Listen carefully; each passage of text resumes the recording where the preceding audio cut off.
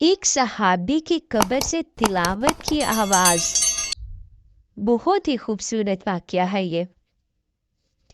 حضرت ابو طلحہ بن عبید اللہ رضی اللہ تعالی عنہ فرماتے ہیں کہ میں اپنی زمین کی دیکھ بھال کے لیے جا رہا تھا تو راستہ میں رات ہو گئی، اس لیے میں حضرت عبداللہ بن عمر بن حرام رضی اللہ تعالی عنہ کی قبر کے پاس ٹھہر گیا۔ جب کچھ رات گزر گئی تو میں نے ان کی قبر میں سے تلاوت کی اتنی بہترین آواز سنی کہ اس سے پہلے اتنی اچھی قرات میں نے کبھی بھی نہیں سنی تھی۔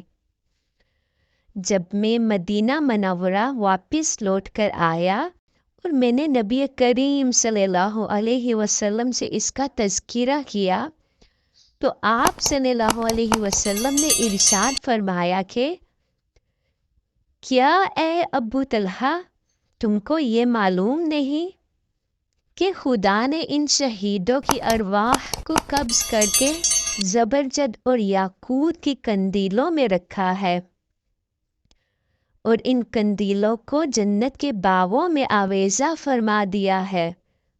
جب رات ہوتی ہے تو یہ روحیں قندیلوں سے نکال کر ان کے جسموں میں ڈال دی جاتی ہیں، پھر صبح کو وہ اپنی جگہوں پر واپس لائی جاتی ہیں۔ سبحان اللہ۔